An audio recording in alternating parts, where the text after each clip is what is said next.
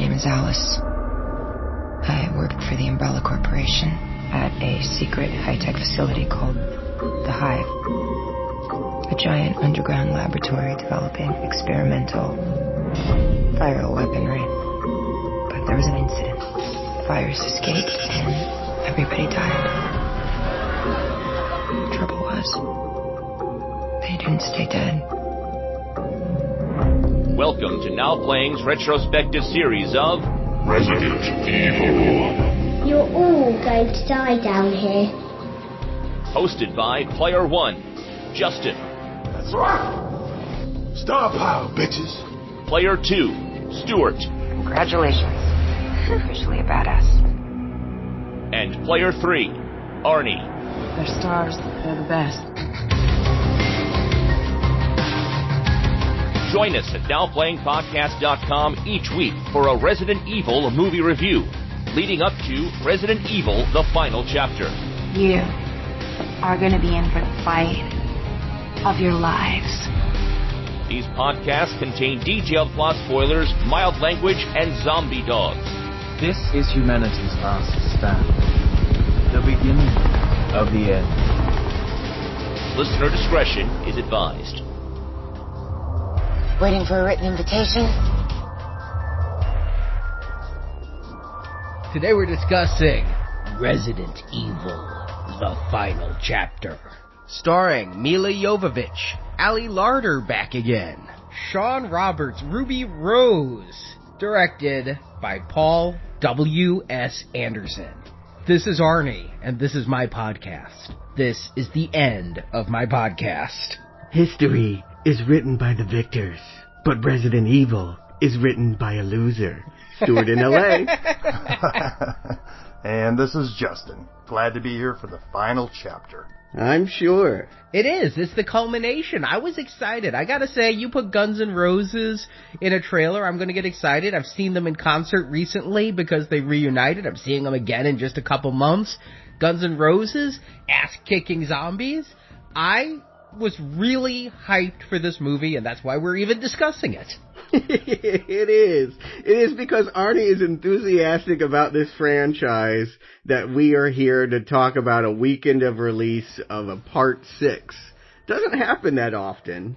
I feel like the craze has ended. Honestly, a lot of crazes have ended. Zombies are not as hot as they used to be. I mean, Fear of the Walking Dead, are people watching that show? Z Nation, Pride and Prejudice, and zombies. I don't feel like anything since World War Z has really made the genre innovative or taken it to a new level. The one that I can come up with is Train to Busan. Have you guys heard of this Korean film? No. It was a big blockbuster in Asia. It's just getting a release here in America, and it's basically World War Z, but done with practical effects. All that swarming stuff are like acrobats, and it all takes place on a train instead of that it's like that airplane sequence in World War Z, only on a train with a Korean businessman who's really callous and learns to be kind in a crisis. It's a bit cheesy and melodramatic, but I really did enjoy some of the action scenes, and it's a movie that I can recommend. I think you're probably right, Stuart. The zombie craze is not on the uptick right now. We're probably on the downhill slide of that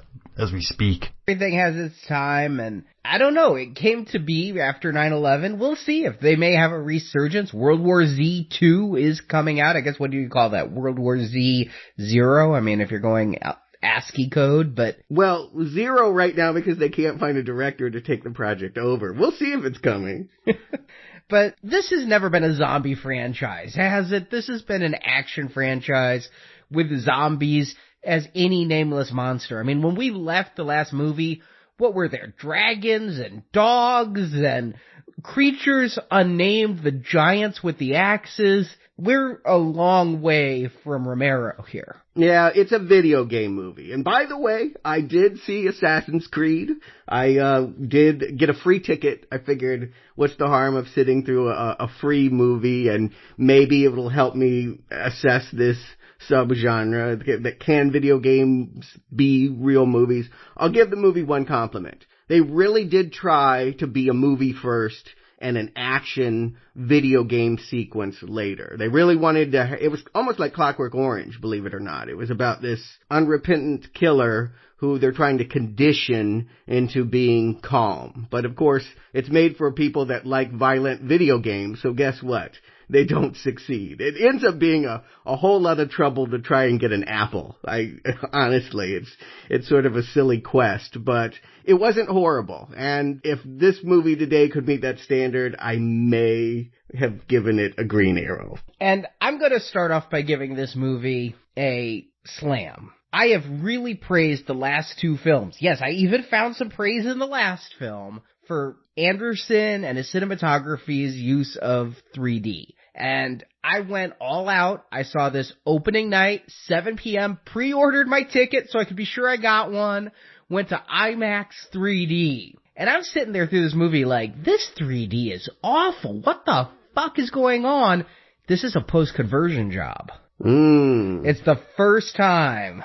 I was wondering. I did as well. I went IMAX 3D because I figured that was the best way to appreciate what the movie had to offer. If it is only mindless spectacle, then make that spectacle big. But I actually feel like that's a problem. I'm going to say right off the bat, if you do see this movie, do not see it on a really big screen. Well, I would disagree, but I enjoyed the screening, but man, I took the glasses off at one point because, seeing how blurry it is a good measure of how much 3D you're supposed to see. It was blurry as hell, but I couldn't tell. And when I put the glasses back on, and this is the same theater I saw Doctor Strange in and had amazing 3D, so. I saw it in 2D and a lot of the action was blurry anyway. Interesting. Well, we're going to talk about that because I think that has less to do with 3D and more to do with the editing, but I'll save my thoughts on that till we get into the movie. But Resident Evil, it's having a moment, right? There's a media blitz. We're all so super hyped. Your theaters were jam-packed with people because there's a new video game, Resident Evil 7. There's a new animated movie coming, Resident Evil Vendetta. There's all these marketing ties, and Mia is all over the place pushing this film. Huge opening, right? We barely got tickets. According to Variety, this movie did earn a very solid $1 million on previews, which is, it's not Doctor Strange numbers, but $1 million is solid. But I do think at my theater, everyone was home playing Resident Evil 7. I'm hearing nothing but amazing things for that game. But I posted to Facebook, I was literally the only person in my theater until the trailer started. One other person came in and sat in the very far back, so he and I were both had our choice seats. Thank God it's not like the one movie I saw where there was one other person and he sat right next to me because I had a good seat. And then a couple with a baby came in and the baby cried for most of the movie. Oh, come on. This is damaging to your child's hearing, by the way. If you take an infant to IMAX with its bass, not good for ears. Was this opening night? Opening night, Thursday night, 7 p.m. So the 5 of us in a 500-seat theater, we were 1% full to see Resident Evil. Wow. Yeah, I had a similar. I mean, I don't think my crowd was over 20, both in age and in number. My favorite thing was as I was buying this ticket, there was an older couple in front of me, and the cashier was trying to explain what all the movies were. They were like, oh, this is about that, and Resident Evil. I think there's another one, is what they said. I think there's another movie. I think it's a sequel. Well, they ended up buying a ticket. This old doddering couple. They did walk out of the film before it was over. So did the baby. I went to a Friday morning showing and, because I couldn't go opening Thursday night. And I'll be honest with you, when I bought my tickets the night before around midnight online, I had my pick of seats throughout the entire theater. There might have been 1 or 2 other seats already taken at that point. And when I showed up, it was pretty full. I'm not going to say full, but 30 or 40 people there. And at that time in the morning, that was kind of shocking. Children? No. Upper middle-aged folks. And I saw mine in a college town, and college is in session. This feels like if it's going to hit, it would hit with the campus crowd. There's 2 universities, Wesleyan and ISU, in the place I went, and they were certainly filling it up for Doctor Strange and Suicide Squad in that town, but this was... as desolate as the populace in the movie. It's like, this is what seeing a movie in a world where only 4,000 people exist is like. Yeah, I mean, I live in a very big metropolis, and maybe I picked the wrong theater. I mean, it is making money. There are people that are telling us that it is pulling in some kind of dollars, but to me, it looks like a terrible flop. It's going to push the franchise over $1 billion. Well, you're talking about adding up all their other numbers. I mean, that's $1 billion.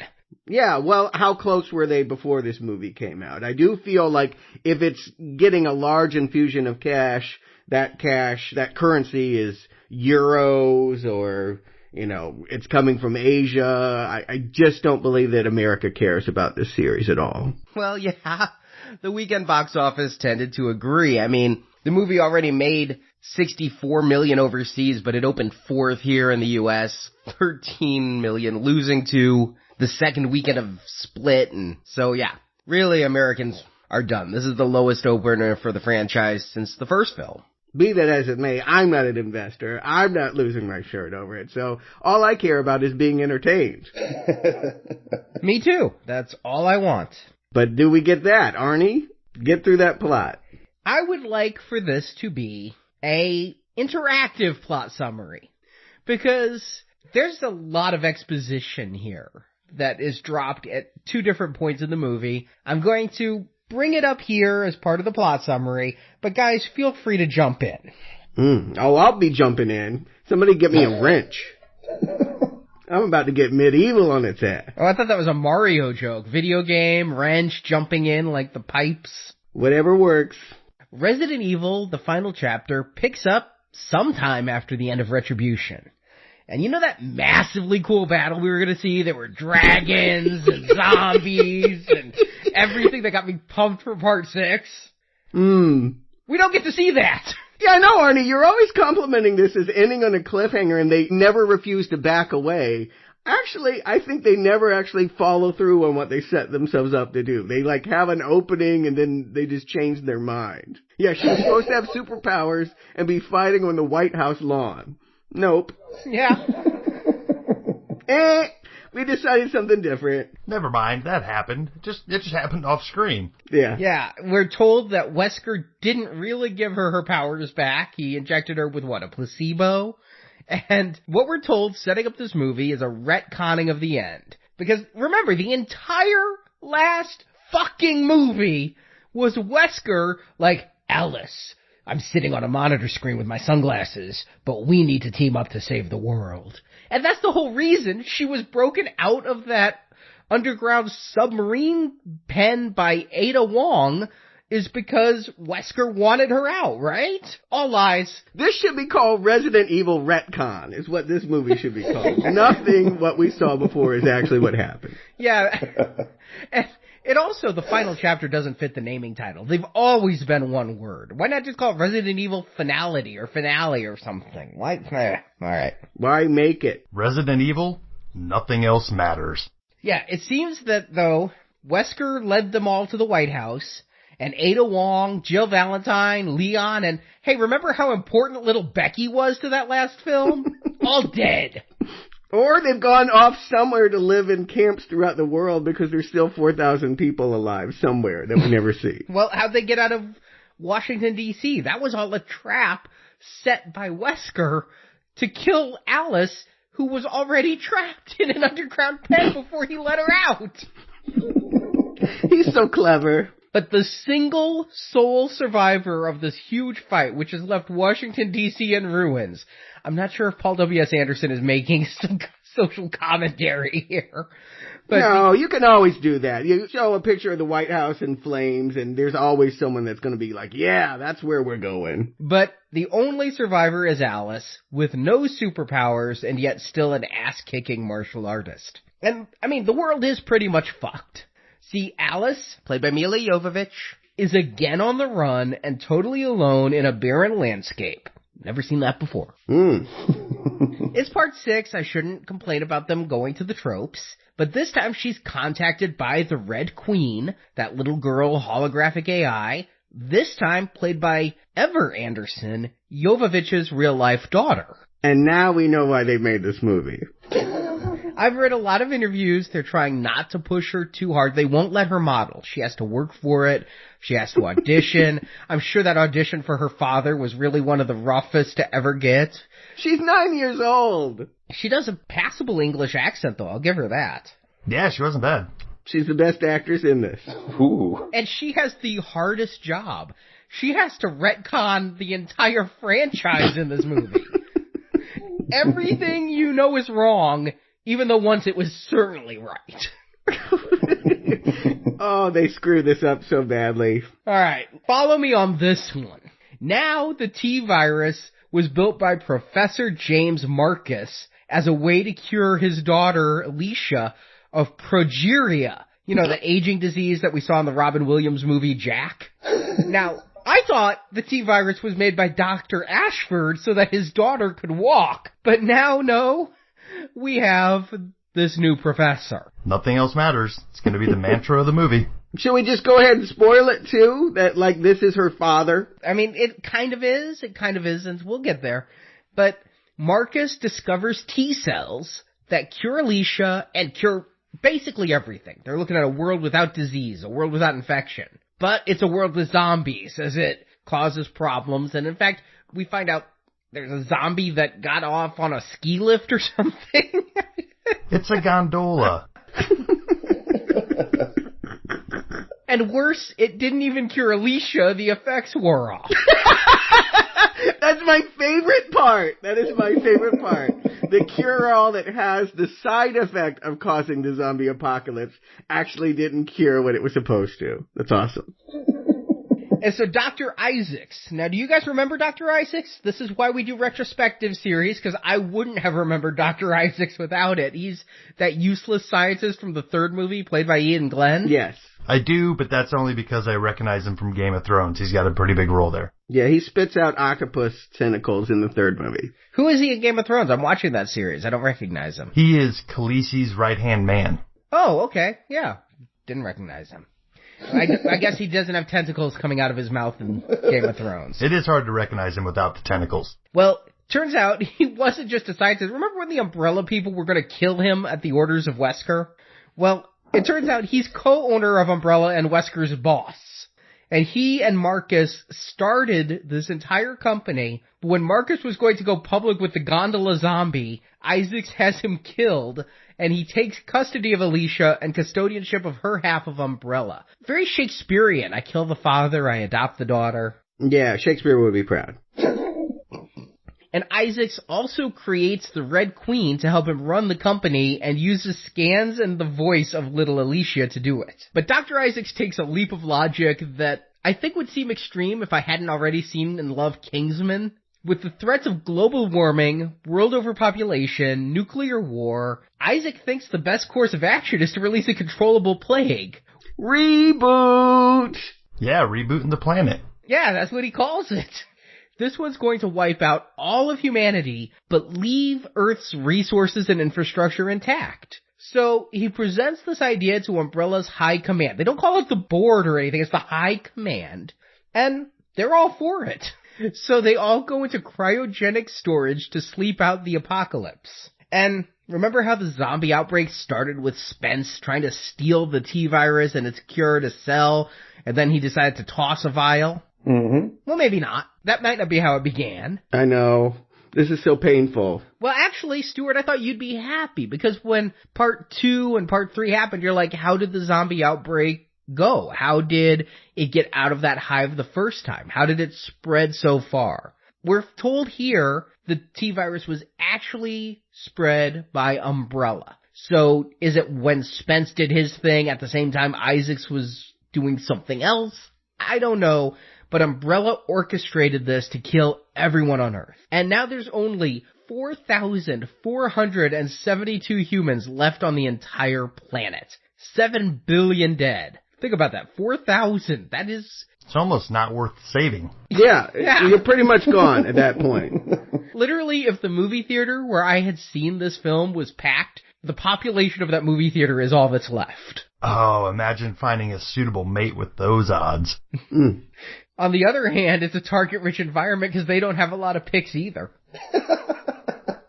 But in 48 hours, those last 4,400 humans will be killed. Unless there is an antivirus. We've been going back and forth. Is there, isn't there, is there, isn't there? There most certainly is, and it's airborne, but it's stored back in the hive. If Alice can get it and set it free, I guess they'll consider 4,000 humans alive a victory. But apparently it's also going to kill Alice as she had been infected with the T virus or something. The Red Queen wants to help Alice, but she can't go against Umbrella orders, so she can only point Alice in the right direction. So Alice heads to the wasteland that is Raccoon City, but along the way she's captured by Dr. Isaacs. He's not only here in flashback, but it was his clone that died in part 3 and turned into that tyrant monster. My blood is boiling. Just as you're describing this movie, it makes me so angry. And now he's a religious fanatic and homicidal, but intent on finding out who told Alice about the antivirus. Alice, of course, escapes and makes her way to the outskirts of Raccoon City, where she's again captured, this time by a small group of humans holed up in a ruined high-rise. There, she's reunited with the only actress that will return to the franchise, Claire, played by a job-needing Allie Larder. The hero's resurgence didn't make it. And Claire's boyfriend, Doc, played by Ian Mackin. Soft-spoken Razor, played by Fraser James. Untrusting Christian, played by William Levy. And short-haired mechanic Abigail. Is her name ever said? But she's played by Ruby Rose. There's a big fight as they hold off Isaac's men, and then these 6, plus 2 nameless hangers-on, all go to the hive where Albert Wesker, again played by Sean Roberts, is waiting for them and controlling Umbrella's defenses to kill them all. Oh, by the way, the Red Queen also tells Alice there's an Umbrella spy in the group.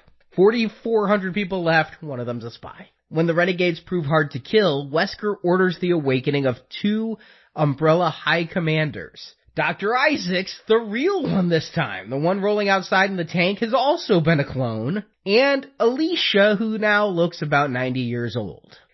Isaacs is also enhanced to be a super fighter, even better than Alice. And it's revealed Doc is the traitor, so real Isaacs and Wesker have Alice and Claire captive, and all the others were killed along the way. But then it's revealed Alice is also just a clone, which I've been stating since like the second movie, if you recall. I do. You've been floating that idea. You haven't been like swearing up and down. Yeah, well, the real Alice was Alicia, the premature aging woman. So we have what Isaacs calls the Trinity of Bitches. The Red Queen made from young Alicia, Alice, a clone of Alicia, now middle-aged, and Alicia herself, now an old woman who despises what Umbrella... Well, we gotta talk about what she was complicit in, but she now despises Umbrella. So do I. Somebody audibly laughed at my screening at that line. Oh, I did too. That was the one crowd reaction, was Trinity of Bitches. I mean, I started I really lost it. You probably heard me from my theater several states away. Yeah, especially since this movie's big on biblical allegory, to bring up the Trinity of Bitches, not the Holy Trinity. This movie is so horrible! Fights happen, Wesker is killed, Claire shoots her traitorous bow, and Alice makes it outside with the antivirus. But before she can release it, she's stopped by real Isaacs again. But then clone Isaacs arrives and is unable to deal with the fact he's a clone, so he stabs and kills real Isaacs. Then clone Isaacs is killed by a zombie horde, and Alice releases the antivirus, and all the zombies immediately fall over dead. Meanwhile, Alicia sets off explosives in the hive, killing all of Umbrella's sleeping high command. You know, there were a few thousand more humans down there that might help populate the Earth. But no, let's kill them all, and kill Alicia herself as well. And Alice falls over dead? No, not dead. No, of course not. Of course they can't do that.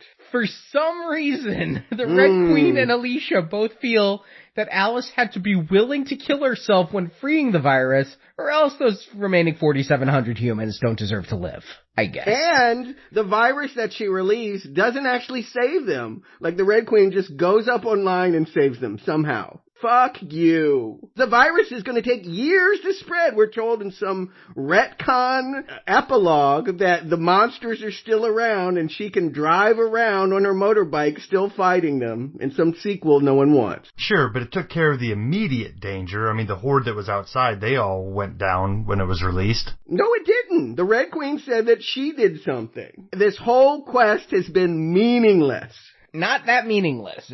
Alice saved them by breaking the virus and rides off on her motorcycle, again alone, and again chased by more infected beasts that weren't killed by the virus. Exactly. As credits roll. Fuck you. This movie is an assault on sanity. Stuart, I thought you were going to be happy. You've been wanting an antivirus for movies after movie now. It didn't work!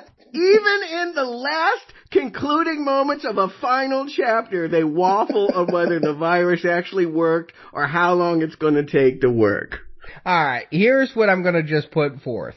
This movie's continuity is just, there is none. They're like, we don't even fucking care. This isn't like Scream 3, everything you know is wrong type shit. This is everything we wrote was wrong, so we're going to change it.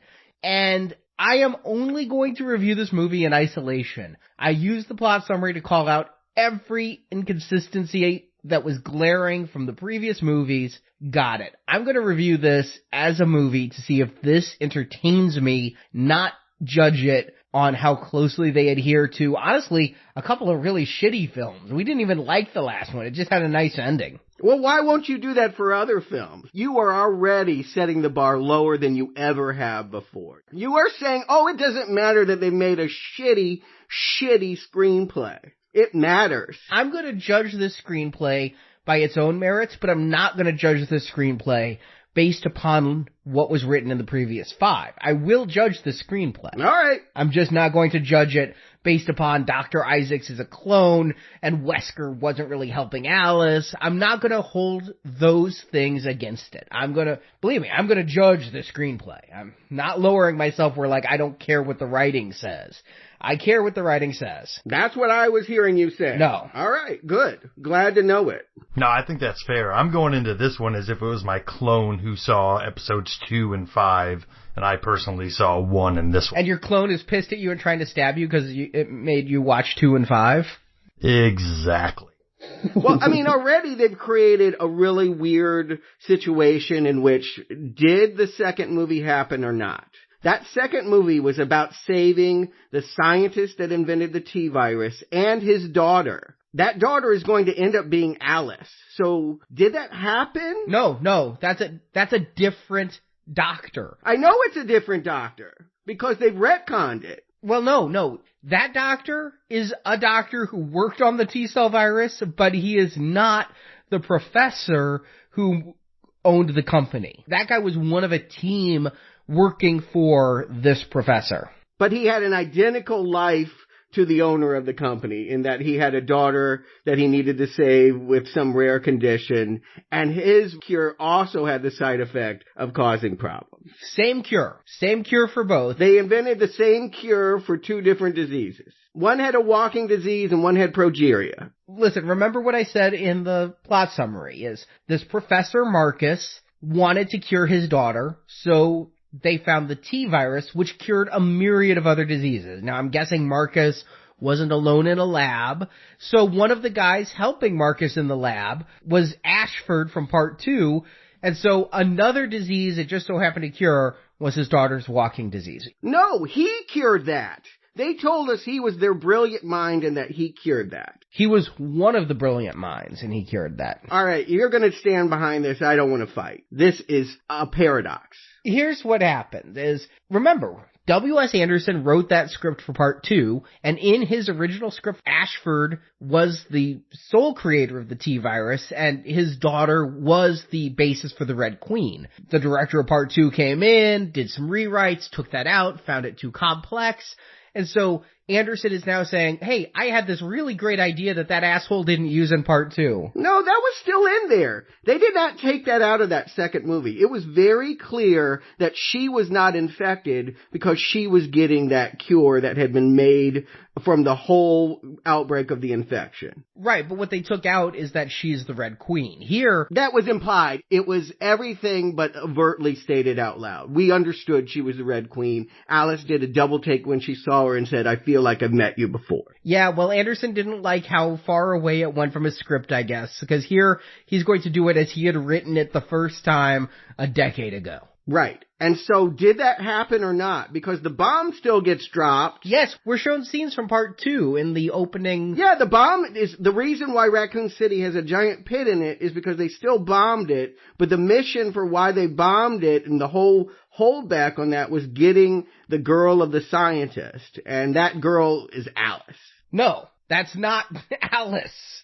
That's not Alicia, that's a different girl. What you're trying to say is that the scientists that were so important in part 2 are now being made to not be important at all. They never invented anything that was meaningful, and the fact that he had a sick daughter might make him look similar to the character that had a sick daughter that created the real cure, but that isn't what the case. Hey, remember when I said I'm not going to judge this movie by its continuity with part 2 and the other parts? Yeah, that's where I'm at. And yet it's tied to the continuity of part 2 in that they have to go back to a Raccoon City that was devastated by the effects of part 2. I'm just not going to get angry about the rewrites. Part 2 happened, and yet it didn't happen the way that they told us. I think there's bigger problems with who released this virus, because in part 1 it's quite clearly we're getting there. I thought that's why we had this show, so we could bitch about all this. No, I'm not going to spend this whole show bitching that in part 1 they said this.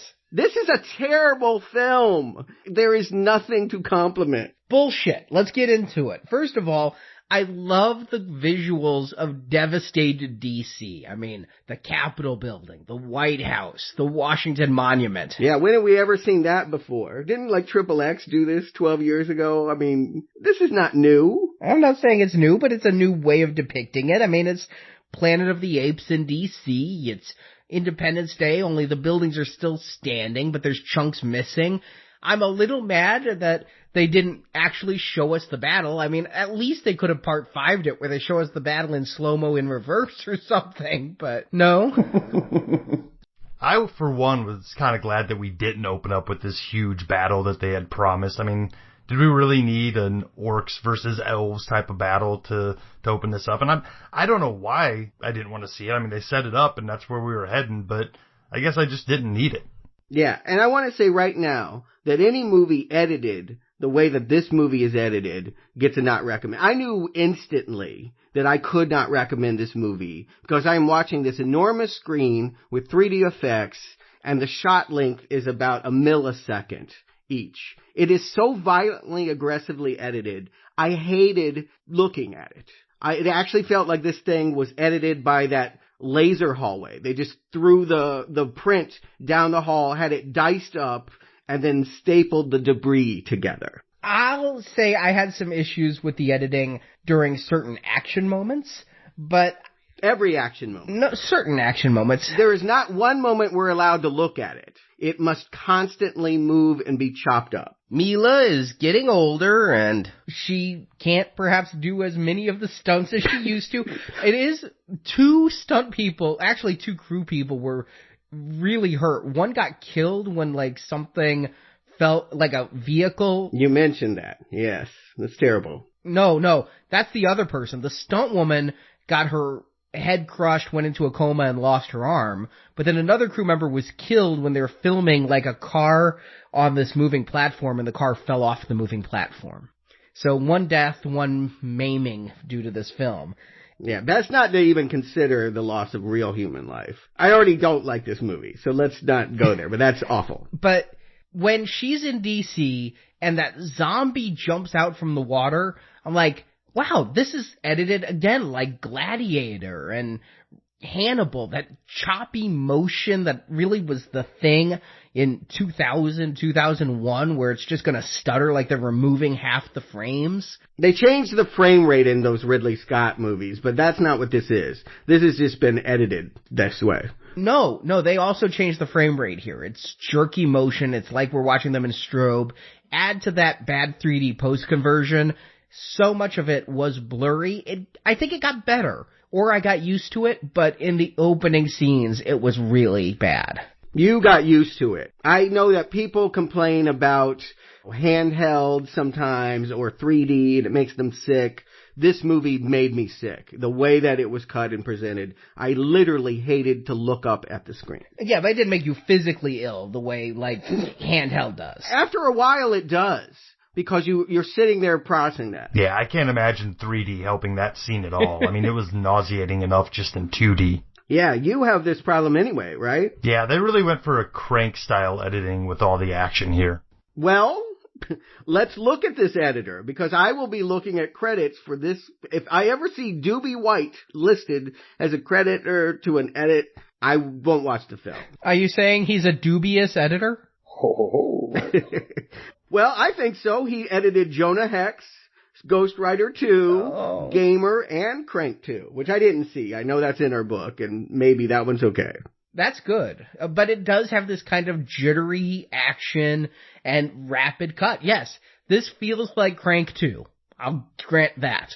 It feels like Jonah Hex. It feels like something I don't want to watch. And that's my point for bringing it up and being so volatile this early on. Is almost instantly I knew I didn't want to watch this film. It hurts to watch this film. I'll say that I was worried. I'll say that the fact that I couldn't see the zombie and then it happens again. There's this flying dragon with like a scorpion tail and a mouth that looks like the Creeper from Jeepers Creepers. I was getting worried that I wouldn't be able to enjoy this movie's action. There is not a scene where we linger. You will agree. There's not one moment where we have a wide shot and we see two people that are really skilled at fighting show us what they can do. No. Yeah, nothing breathes in this movie. It's just short little gasps of breath the entire way through. Yes, and that is, for me, overwhelming very early on. I am glad, though, that this movie doesn't decide to take too many deep breaths. We have 3 long monologue moments in this film where big things are revealed. We have Alice's at the beginning where she talks about how the T-virus was released.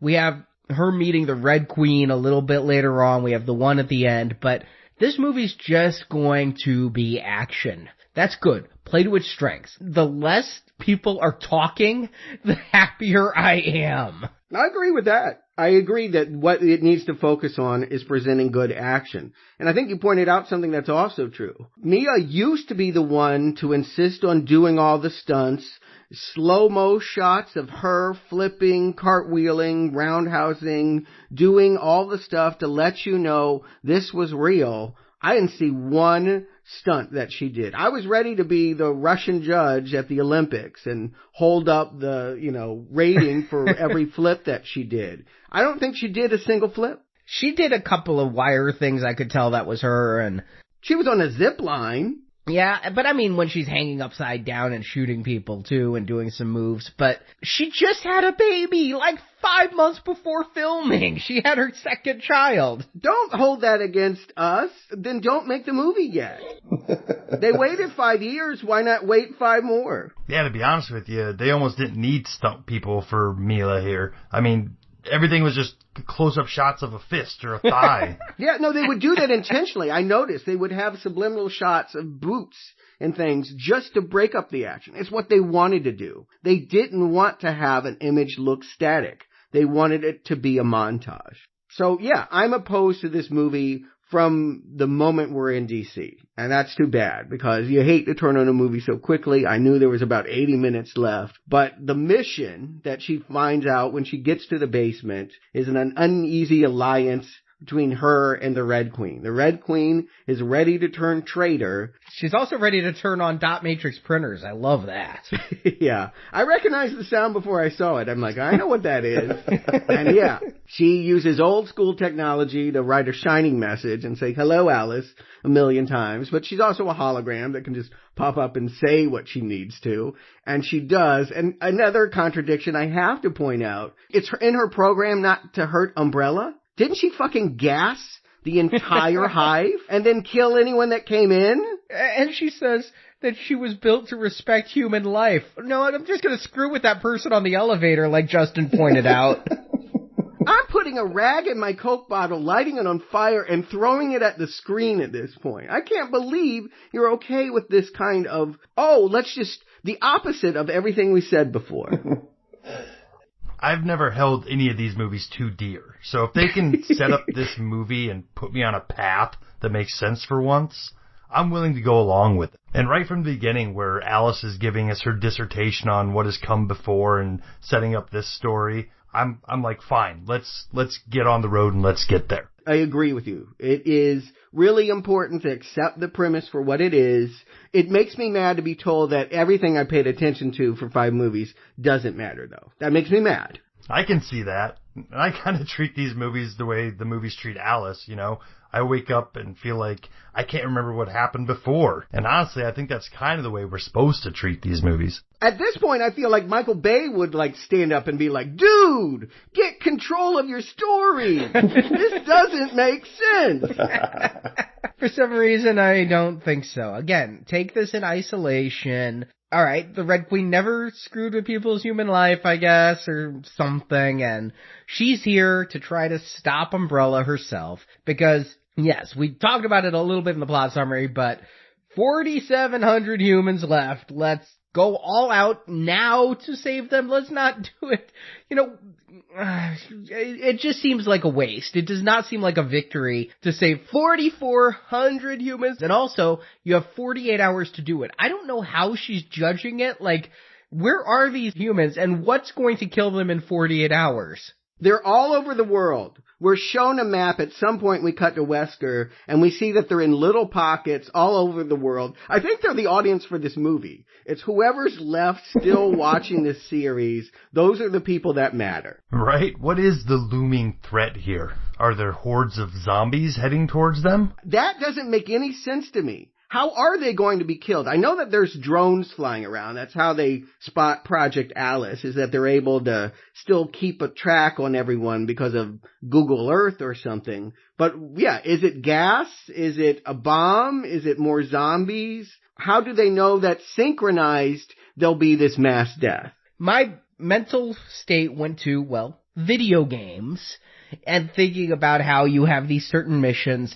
I pictured like zombie hordes heading to kill them and you have 48 hours, but I would also think that it's not going to be like a bomb, you know, where in 48 hours everybody's dead immediately, but if you stop it at 47 hours and 59 minutes and 59 seconds, all 4,400 are alive.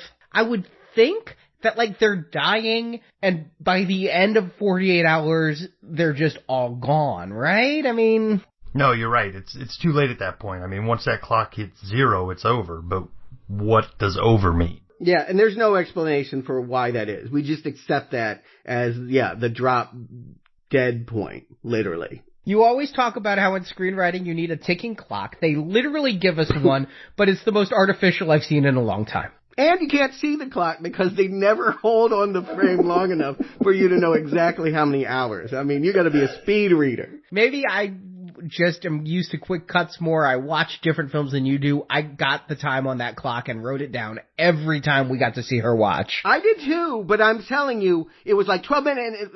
If you're going to have a ticking clock, you want people to be aware of that time. You hold on that clock. That is your enemy. True. I mean, with my one viewing, I wasn't able to lock in on that clock at all. They showed it and boop, it was gone. They don't emphasize it. We can agree they're not using that as a way of, they'll still do the 3D maps. They'll still show you the way that people walk into the levels and all of that. But they are not using the timer as a way of creating suspense. In fact, it's weird. Like there's some moments where like she blinks and 5 hours have passed. And then the finale, it's 15 minutes long, but it's only 4 minutes of actual time. Yeah, that's how movies do it. I mean, it's a trope.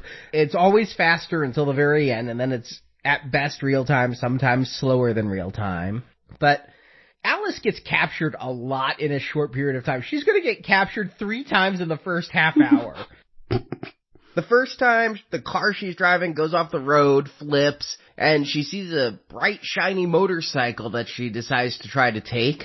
and some guy pops out from some pillbox or something, and There's a stack of tires. then while shooting at her, she happens to step back into like this bear trap, like from Yogi Bear, that hangs her upside down. Oh, this is from the Wile E. Coyote playbook here. That there's this shiny, all right, surrounded around her. Every vehicle is on fire, burning, in devastation. And then, there's this shiny, beautiful BMW bike that literally has written on the side, Umbrella Corporation. Maybe I should go up and touch it. Chink. And it turns out to be a trap. Well, it's the second trap, because the first one, she does that really cool upside down fighting. I mean, Oh, it's really cool. that's what I want. That is what I want out of this movie, is to see some nice fights.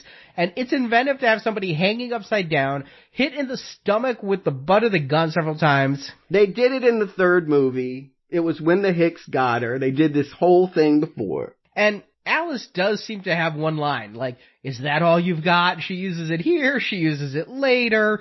It's like, that line is so great, let's keep using it. Yeah, it's an overused line in general, is that all you've got? But I think they might have misunderstood the meaning of a one-liner. It's not that you use the same line over and over again. It's a 20-liner, sure. It just doesn't get old. You're right, Stuart. This is very video game-ish here, you know. I mean, here's a shiny new bike for you. I don't know, do you think maybe, just maybe, it was placed there by people that want to grab you? In fairness, she did kind of walk up to it intrepidly. She knew something was going to happen. Oh yeah, she creeps up, but I mean, duh, if made by Umbrella Corporation. Something not good is going to happen. But then the bike itself is an electrical trap, so she just got out of one trap, pushes a button, and she's tased, killed. Electrocuted. Tasered, yeah. And then she wakes up in an armored vehicle that was where? It was in the bushes? She's in the TARDIS, right? This thing is so much bigger on the inside. It's got levels. It's got a front, a back, it's got an upstairs, it's got a cockpit. On the outside, it looks like maybe a tank and a Humvee had a baby. It's got treads, but it's like a truck. You get inside, there's like cages and a whole bunch of disciples, and there's a cockpit with an Asian guy driving it, who's of course going to do martial arts later, because stereotypical Asian. Mm-hmm. I'm like, how the hell do they fit all these people in this little vehicle? You know what? I don't have any love for this movie, but I will say my one moment of happy surprise is when she gets thrown out of this. They decide to cast her out because she's not a believer, because they're so convincing as missionaries. Who wouldn't want to sign up for a religion that chains you in a Humvee and carves crucifixes in your faces? But she has the entire Living Dead horde nipping at her heels as she's being dragged behind the vehicle. That is straight up Mad Max Fury Road, but I love Mad Max Fury Road, so do that reference. The zombie horde is gorgeous. I love seeing hundreds of thousands of zombies in a world where there's not too much food left, all chasing these tanks. That is just, I've never seen that in a movie. Yeah, World War Z, we've seen this kind of stuff. Not this many, not like... It looked cool, I'll give you that. I'm giving a compliment, I'm being nice. It looked cool. Temporarily, my pain was relieved, and I thought it was amazing to look at a large, wide shot that showed sweep. And I think the point is there's so few living people to eat anymore that you have mass competition. I mean, they're having food shortages. Basically, the zombies don't have anything else to eat. So one chick being dragged behind a Hummer is something that 500,000 zombies are going to want to get in on. At least to an existential crisis. What do they do when the last 4,800 are killed? Yeah, that would be a more interesting way to take the story. But I don't really know. I feel like this religious flourish is just a way of honoring George Miller, that there's no real cool satirical element to the fact that the preacher is the guy that used to run Umbrella, Isaacs. I just have this theory that Anderson sat down with his Rolodex, if he still has one, maybe his Palm Pilot since he started this so long ago, and called every name. Michelle Rodriguez, hey, you want to come do this? Nah, man, I did the last one and it wasn't so great. Hey, Allie Larder, you want to do this? Please, I need a job. Hey, Guy who played Leon, do you want to do it? Oded Fair, I think he just called everyone, and Isaacs said yes. And so, alright, well, we killed you pretty definitively, but we're gonna have clones, and let's remind the audience there were clones, because I did like this one moment where he opens like a glass drawer and there's 3 decapitated Alices in there. Yeah, I mean, that moment was fine. I don't have much stakes for their fight. That Alice, of course, is going to get back up on top of this vehicle and have a fist fight with this old dude. Well, I'm not thinking that she's going to lose. No, that's the one thing is, it's a video game movie, and the point of a video game is to not die. She is not going to get harmed. I'm not so sure about how the movie was going to end, being the final chapter. This could be her martyrdom, but I knew here when she was running behind, I'm like, she's just going to get under that thing and beat up the guy on top. And she does. They send another guy out, beats her up.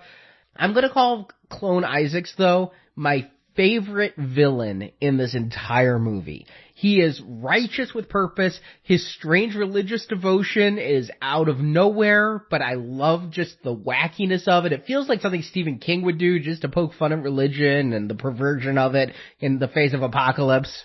It's Mad Max, dude. It's Lord Humongous. It's what they did in every Mad Max movie. Right, and I'm willing to help the movie out a little bit here. If we're to believe that this Isaac clone believes that he's the real Isaac and he's drawing his inspiration from the good book, the story of Noah, I'm going to go along with that. There's some connection there, you're right, that we'll find out this isn't the real guy, but the real guy also had inspiration from a biblical flood or a purge, an apocalypse.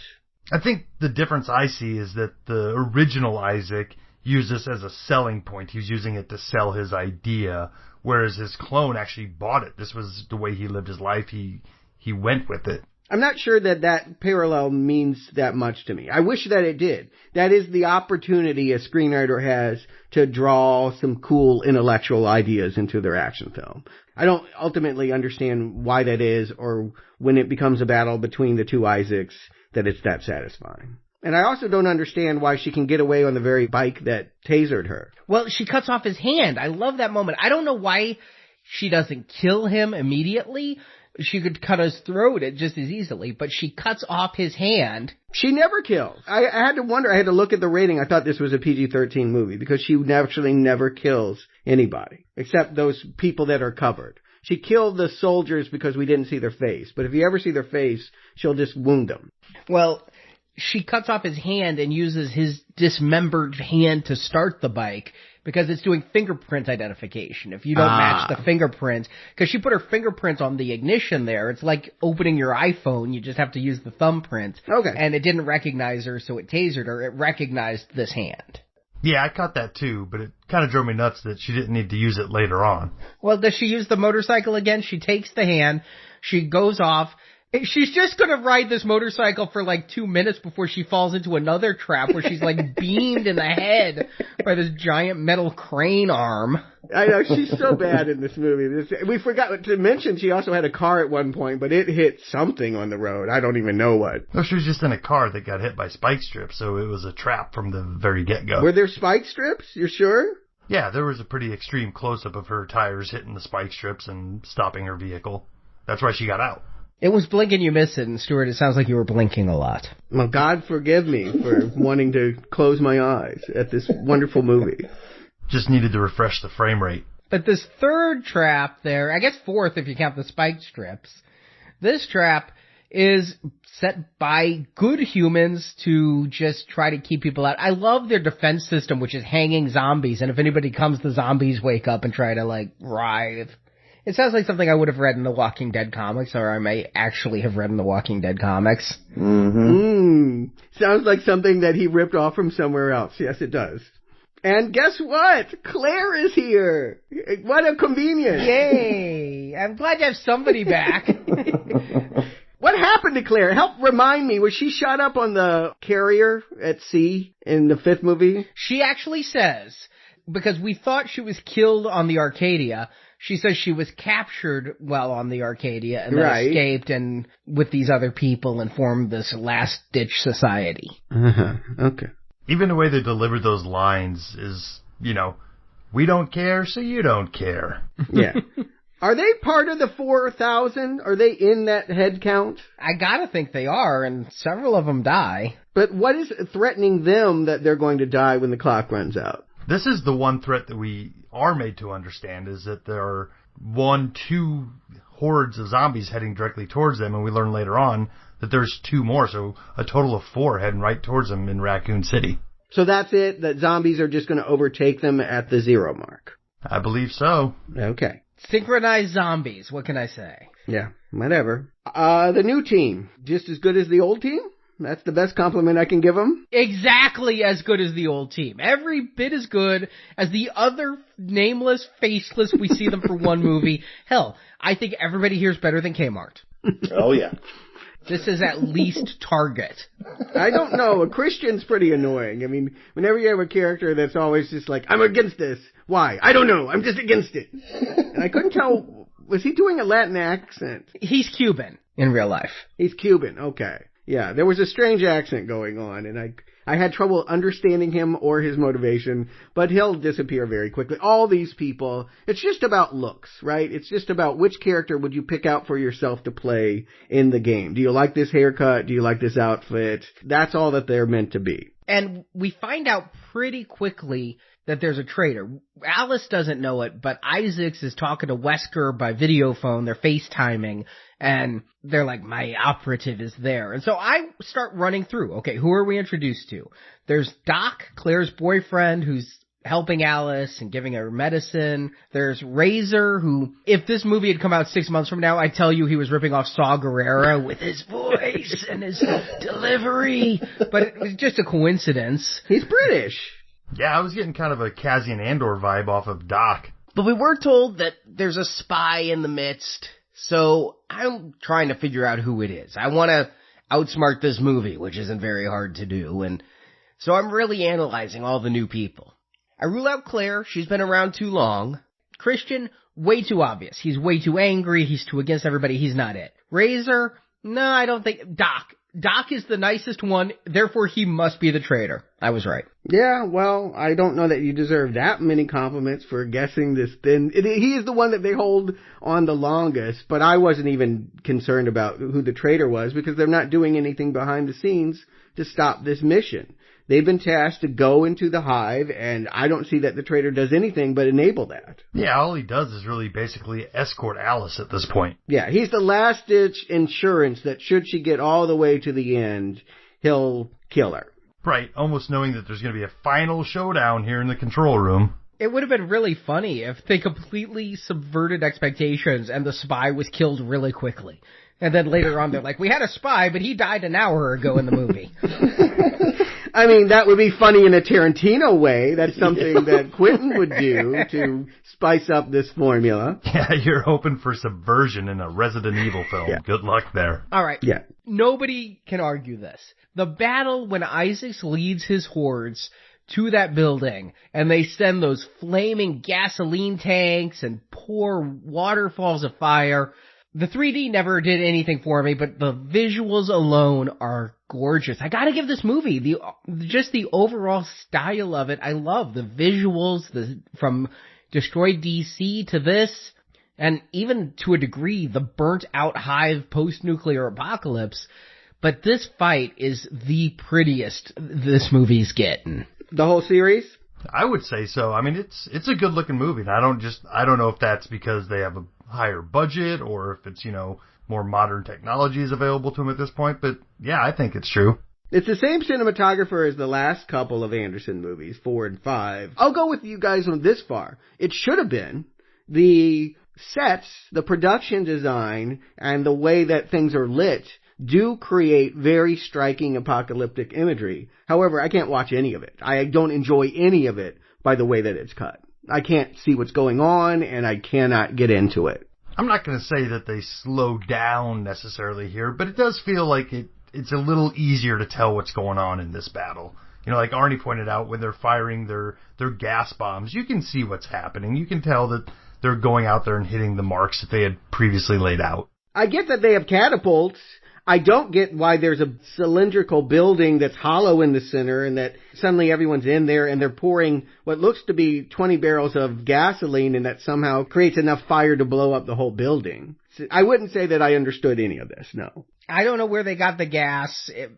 I guess if we're going Mad Max, they're hoarding the gas, and I just love the fire in it. I love just how that is all looking, and this is our introduction to Abigail, very briefly. Her father had a chop shop.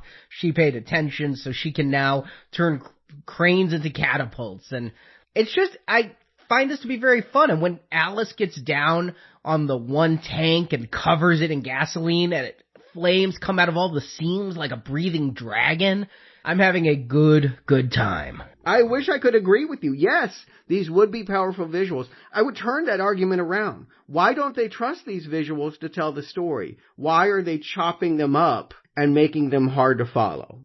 Did Anderson not do a good job directing? This did not bother me during this scene. The stuff that was bothering me even during the hanging upside down fight, I'm not bothered by it here. I'm following this and really excited. Justin, you said you didn't want the orcs battle. This is what I think would have been like. This is the kind of fun I wanted at the start of this movie. I'm getting it here. I understand, though. Anderson is stalling. This is not germane to the plot at all. And Correct. I realize this.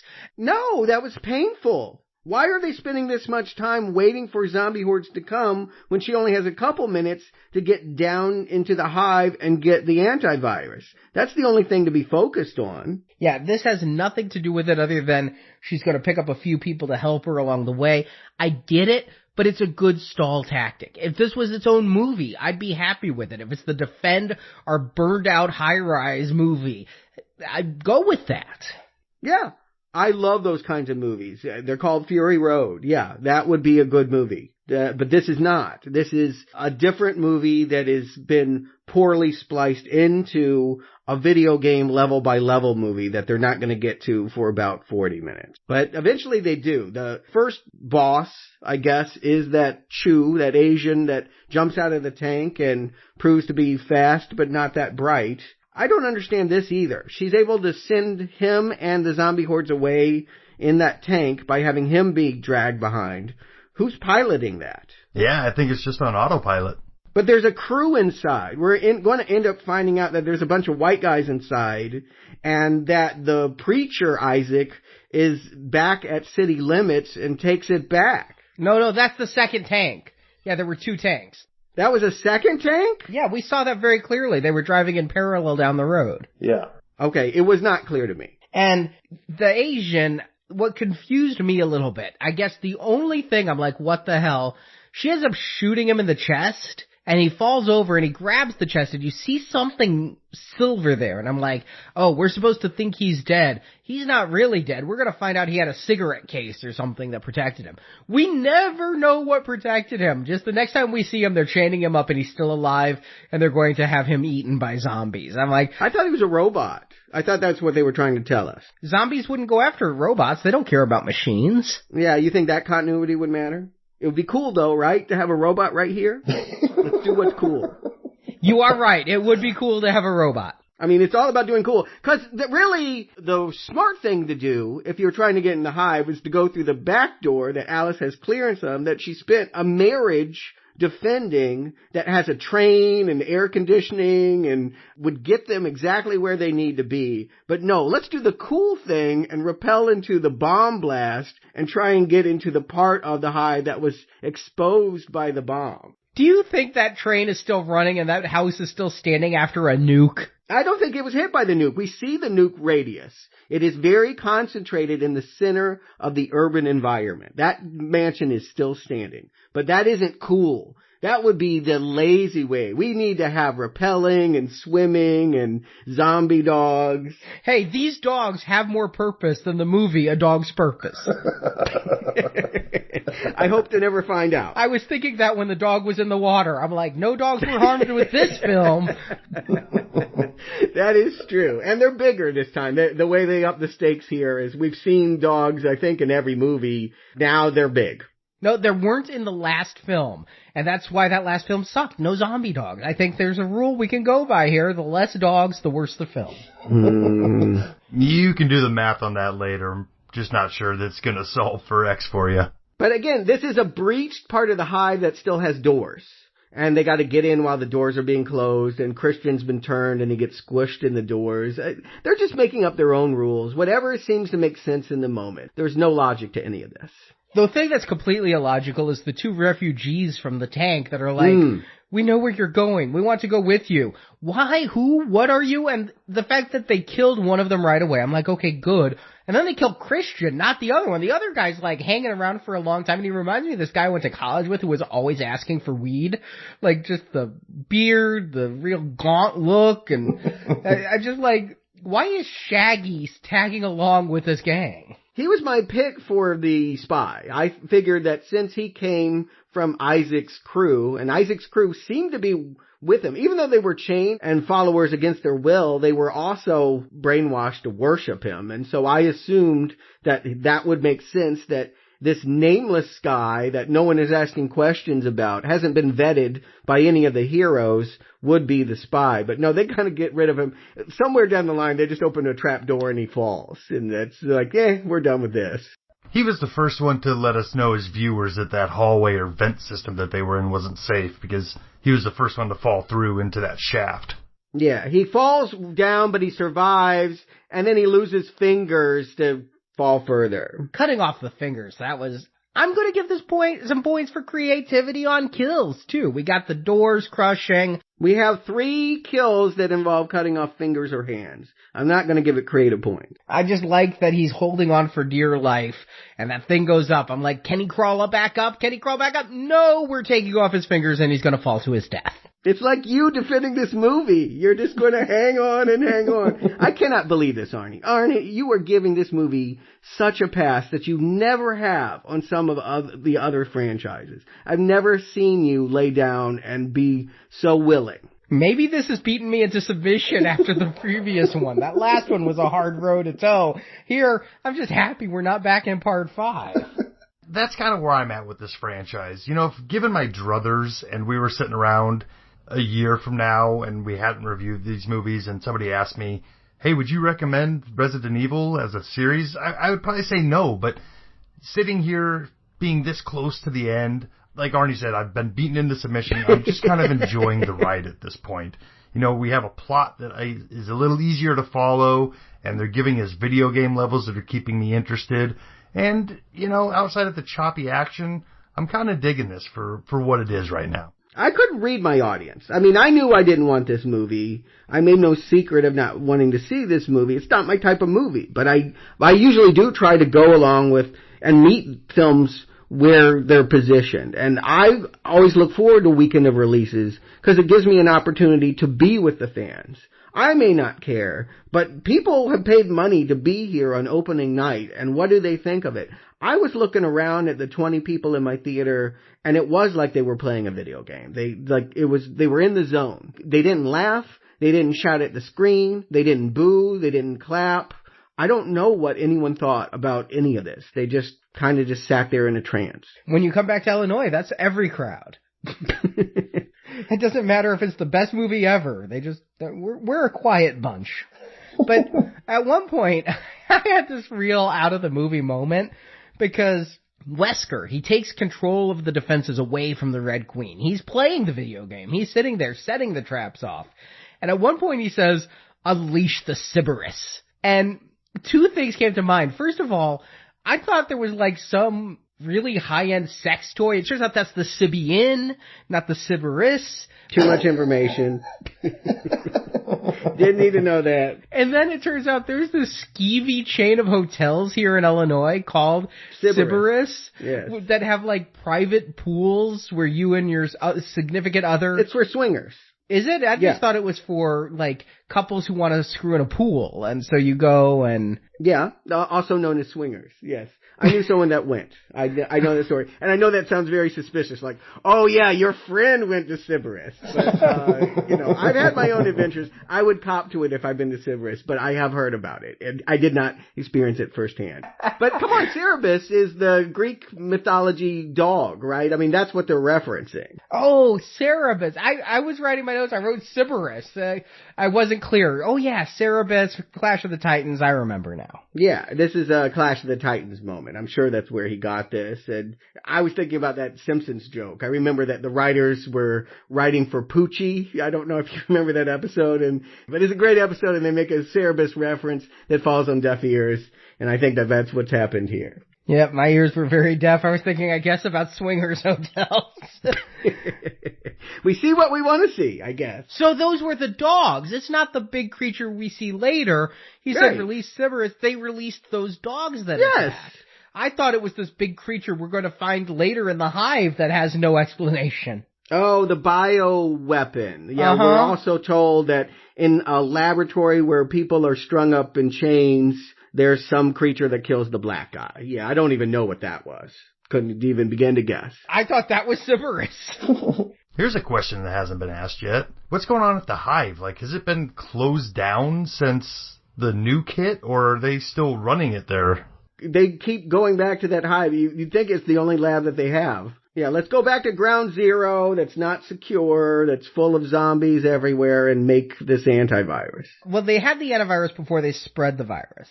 They did. Yes, that's the only reason they spread the virus is they knew they had a cure, and he showed them the green vial. Okay, yes. And the hive is where they buried all of the Umbrella leaders, and I think Sam Jackson had it better in Kingsman. Let's go to some remote location and party and just live it up.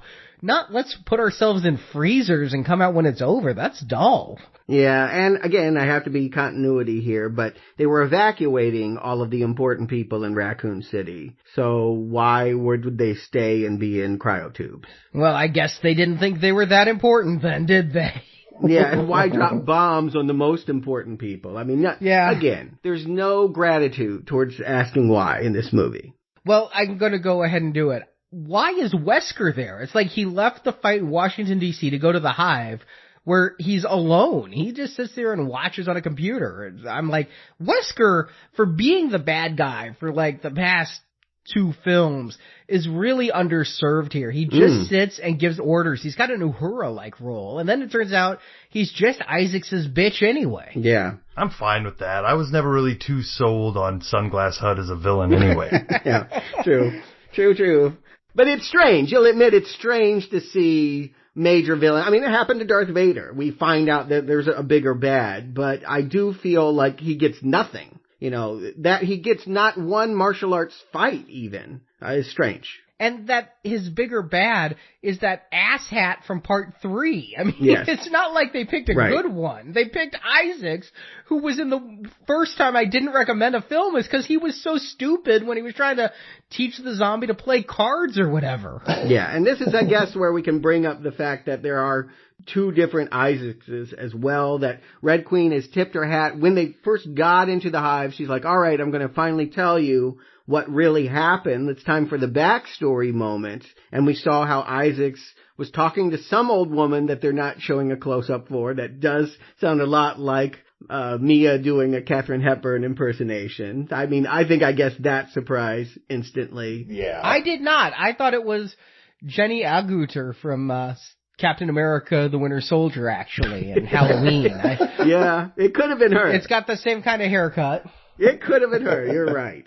I agree. I thought they telegraphed that pretty heavily. Yeah, it's not very well disguised. But, yes, they're in a boardroom and everyone signs off on creating an umbrella biblical plague. I wish there was that Real Genius movie moment where one person dissents and they kill them versus everybody being like, yeah. And they say that everyone who's frozen is the Umbrella High Command. There's a ton of people frozen. I would have liked it if, it's the Umbrella High Command and their families and their best friends and all the rich people, but it's poorly done. I'm going to say this, though. This movie haunted me. I've never been scared by a Resident Evil movie before. This movie legitimately frightened me.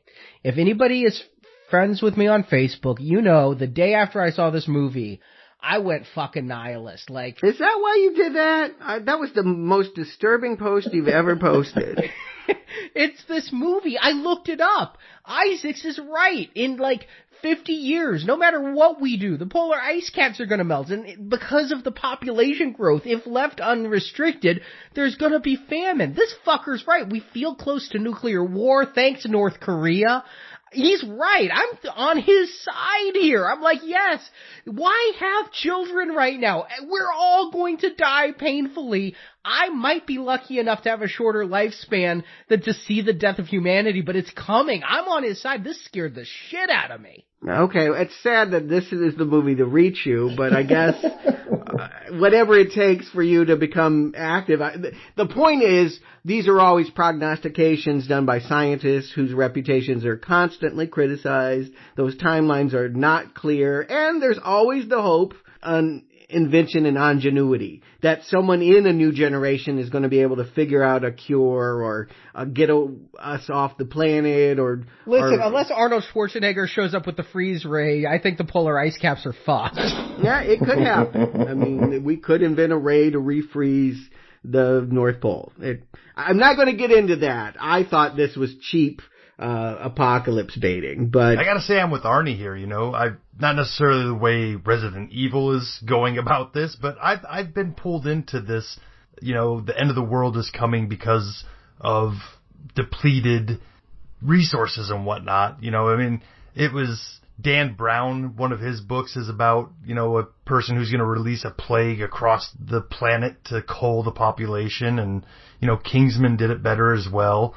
But you know, at the end of the day, I kind of found myself understanding where these villains are coming from, at least. And that's how we got to Trump.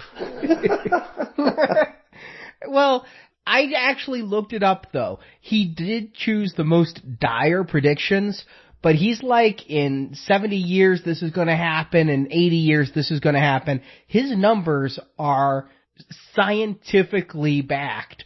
Even if there's other scientists who are like, no, we have like 30 years more than that. Yeah, I mean, I believe that we are facing dire consequences.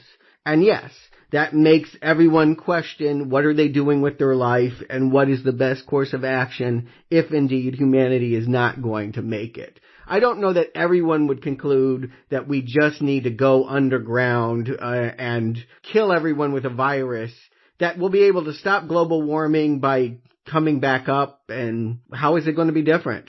Well, we're certainly stopping carbon emissions when we kill everybody using power. So they're going to come back and live a Spartan life?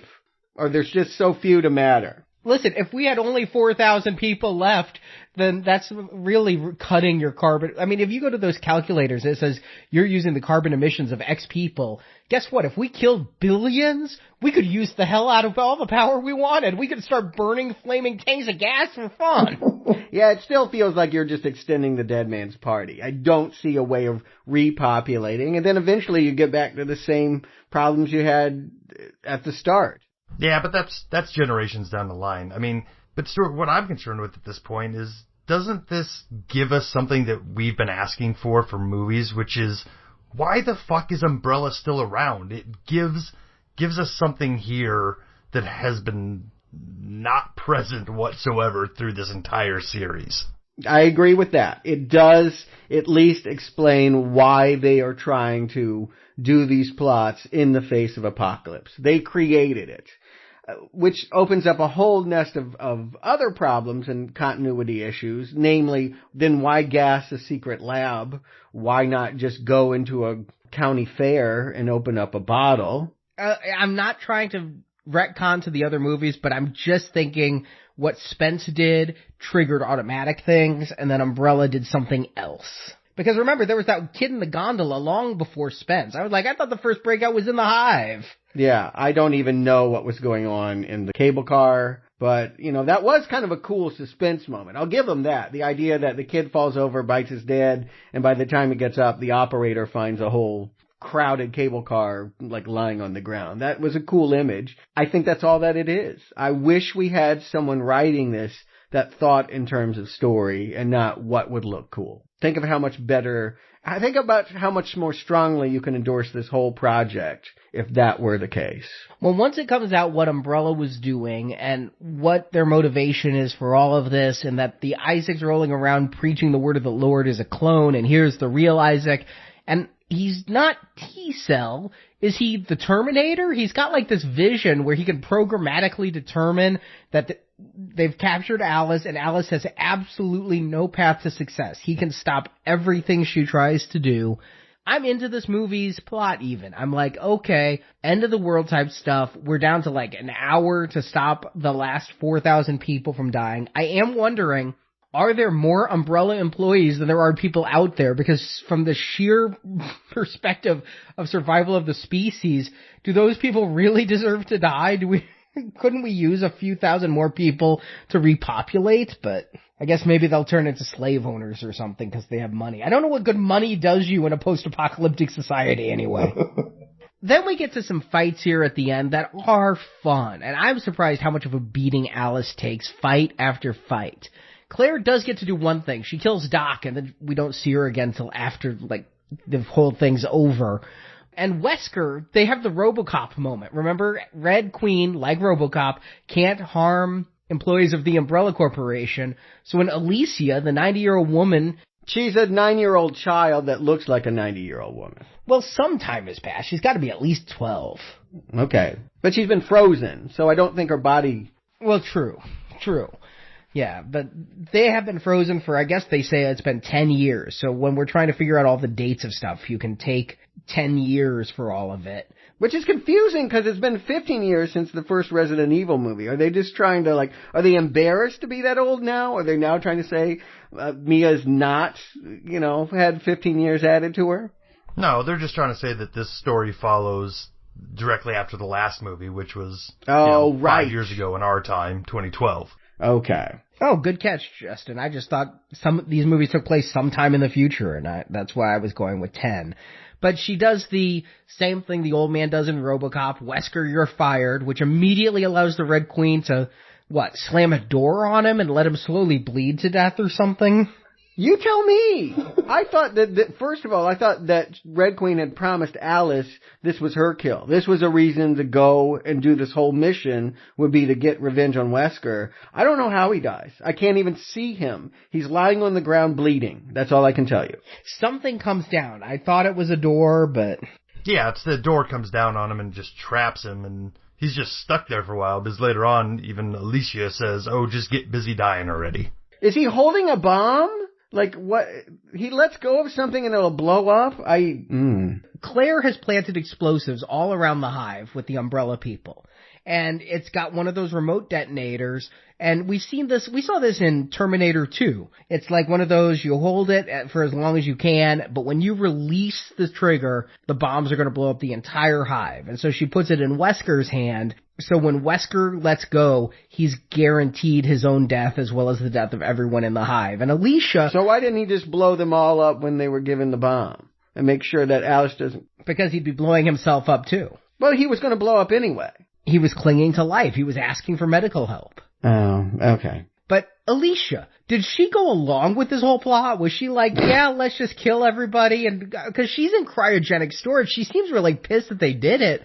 But she was there, and she watched them murder her father with a plastic bag. I don't know where her morals are. No, she didn't see it. She was around the corner. She saw it. Don't tell me that. She was at the funeral. She did not see it.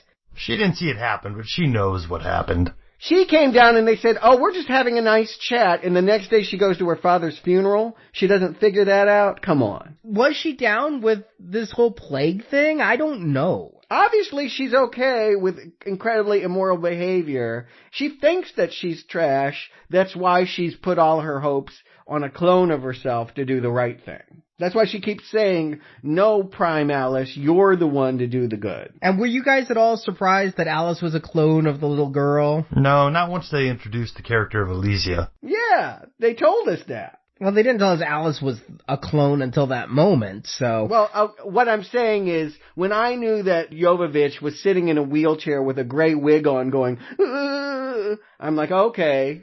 I didn't recognize her. I did not recognize her in that chair. I'm talking about in the middle of the movie in the flashback. I knew from that millisecond of seeing her and hearing that voice that we were watching a clone fight her way into the hive. I didn't catch it from there it wasn't until Isaacs tells us all that was the case. But Isaacs is our big boss battle. This fight goes several locations. They go in here in the main room where the control is. Then they go to the laser chamber, which is always a fun return to.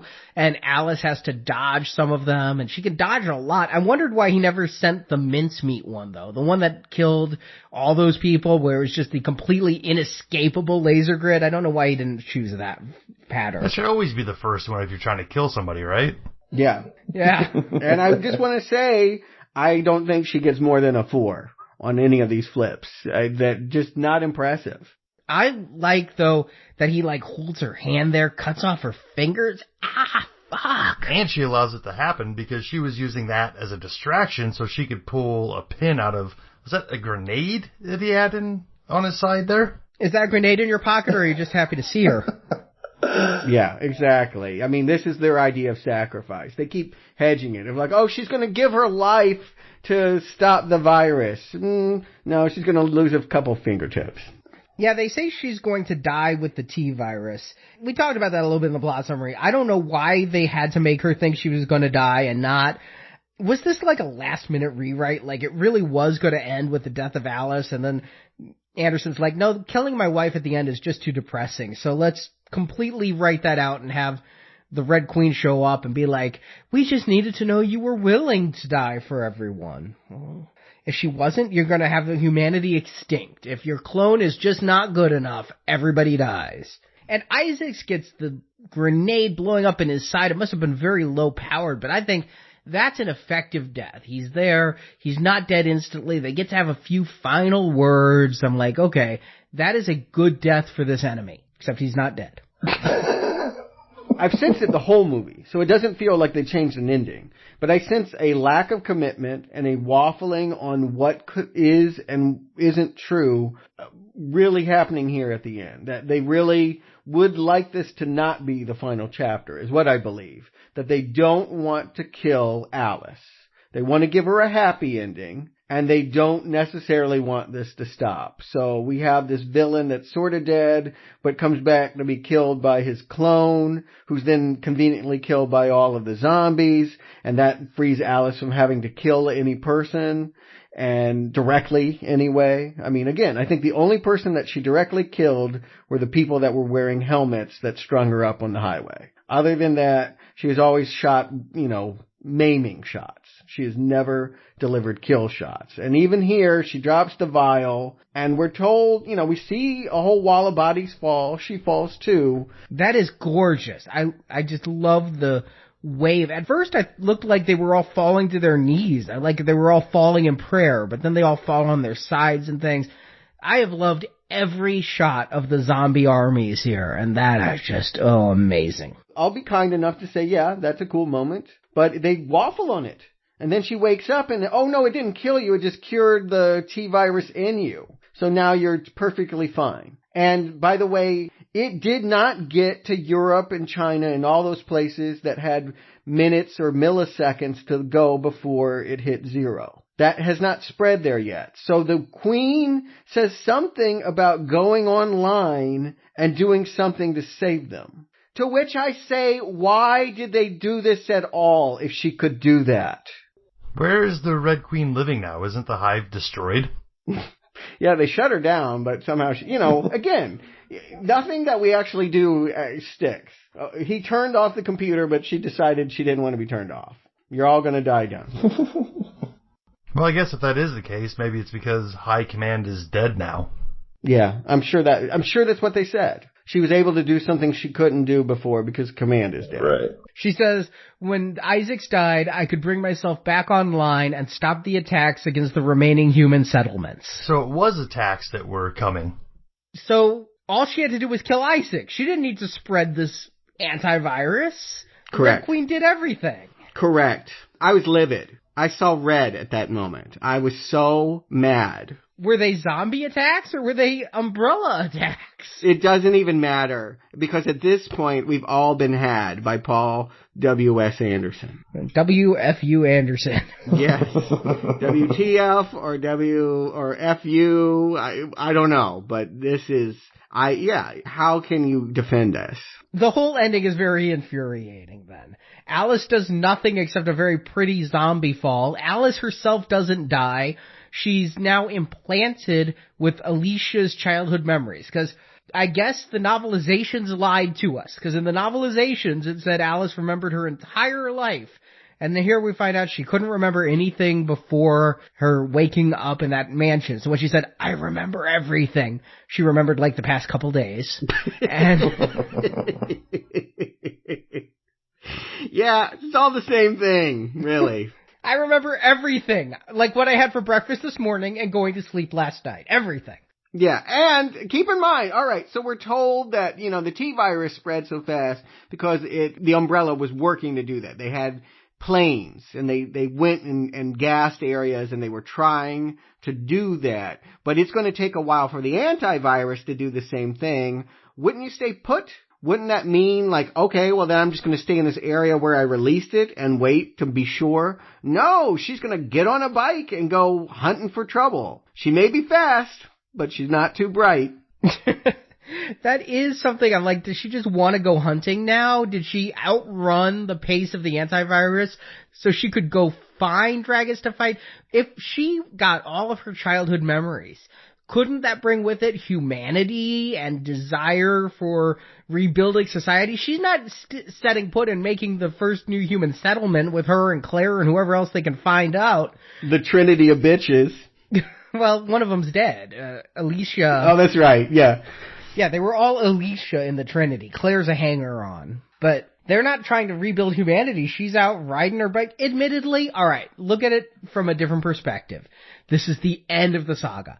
This is the last one. We've enjoyed watching Alice kicking ass. We kind of would like to know that in a future we're never going to see, she just can still kick ass. I agree this much. If we ever get another Resident Evil, it will be a reboot. It won't be in these people's hands. I agree completely. This is the end of Anderson's saga. I do think we'll get another Resident Evil movie. I think it'll be 5 to 7 years before the sting of this one. I think it'll be 5 to 7 years before they do a new one. This weekend box office was abysmal, and we saw it reflected in our audiences that were pretty damn empty.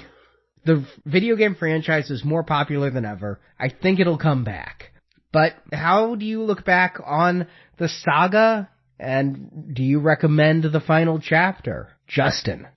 It's been a long journey, though, hasn't it? There's been ups and downs and some more downs. Only one movie got 3 not recommends, though. True. There's been moments throughout this series where I've asked myself, what are we doing to ourselves here? Why are we watching this? But if I'm going to look at this as an entire series, I might go ahead and call this my favorite of the series. There's nothing so dear to me in these movies that I can't just sit here and enjoy this last installment for what it is. And that's, a fast-paced action movie that actually has a plot that is easy to follow for once and actually gives us some answers to the questions that we've had for a long time since we started watching this, mainly why is Umbrella doing this? What are they hoping to accomplish? Who is Alice and why does she care? Stuff like that. If I'm talking to somebody who's never seen this franchise and coming in clean, I would almost recommend that, watch the first one and the last one, because all the stuff in the middle really ends up not meaning anything. So if I'm going to judge it with that in mind, this movie had some good action, if not kind of cruddy editing like we talked about before with that Crank style quick cut that made it a little hard to follow. There's plot holes and cracks throughout this series, and they're prevalent here in this movie as well. But in the end, I'm fine with some of these answers they gave us. I think it's hokey, but it's somewhat satisfying what they've done with Alice's character, making her the Red Queen, Alice, and Alicia. That all, it flows. It might not be the most clever thing they've ever done or ever put on film, but I'm going with it, and I'm fine with that. I guess what I'm saying is that it's mildly entertaining enough for me to go along with what they're putting in front of me here for this almost 2-hour runtime. And since I've mildly recommended a number of these before, I'm going to go out on this series and give this one another mild recommend. But I will say this, if I'm recommending watching these, I might recommend 1, maybe 3, and this one, and the rest you can just kind of leave in the dustbin. So how would you rank them in order of best to worst? I would probably go with this one just because it's probably the prettiest. You know, that and the first one, maybe on even keel. And then the third one, I think that was the one that I recommend. You know what? I lost the thread here in the middle. They needed to number these. We all recommended 4. Maybe it was number 4. You recommended 3 as well. Yeah. 3 you stood alone, 4 we all agreed. It's like I said, that middle part is like, made my brain like oatmeal. It's like you're Alice having to look at your past. I work for Umbrella? I hate Umbrella. That's what this series has done to me. Nothing in the past matters anymore. Stuart. You know, it's comforting to know that this early on into 2017, I've seen the very worst film. It's all uphill from here. I hated this film. I hated this film with a passion. I mean, and I didn't come in that way. I was not a cast out. I was not an unbeliever. Like you said, Arnie, I gave recommends in this series. I accepted it for what it is. And I come to this and ask, is that the best you can do?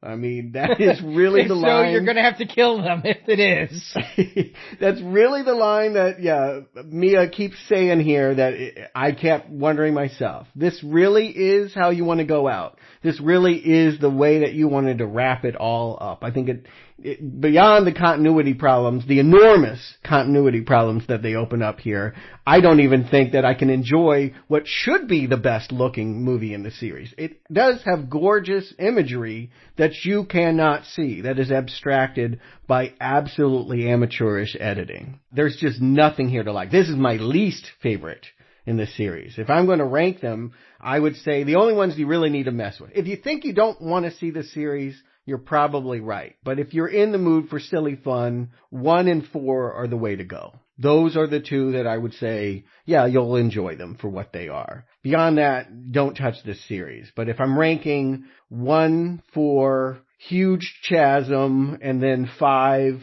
3, 2, 6. At least we're all very different in our rankings of the series. I'm giving this a real solid recommend. I enjoyed this movie for its action, and the second half of it, when Umbrella's plot is revealed and Alice is a clone, all those twists and turns, I like it. I like where it went. I think the first half of this film is visually stunning and a lot dumb.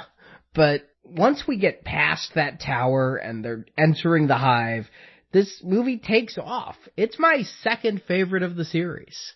Number 1 is still the best. It was in isolation. It didn't get a little overcomplicated with clone plots. It had some twists and turns. So 1 is the best. 6 is a close second. Then 4. Then 2. I recommended it, but I'm not feeling good about that recommendation. And then Huge Chasm. And then 3. And then 5.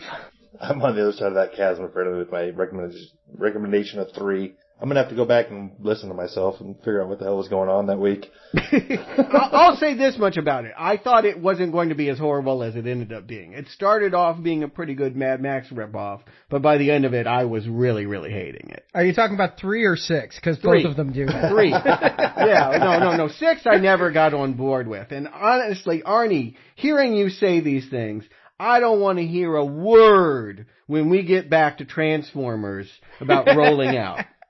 Not one word about basiness from you. I don't want to hear one more thing about how this didn't make sense and you didn't like the continuity. Here's why this series is better than Transformers to me. You ready? Okay, you have my full attention. Because I can see these fights and I know who I'm rooting for.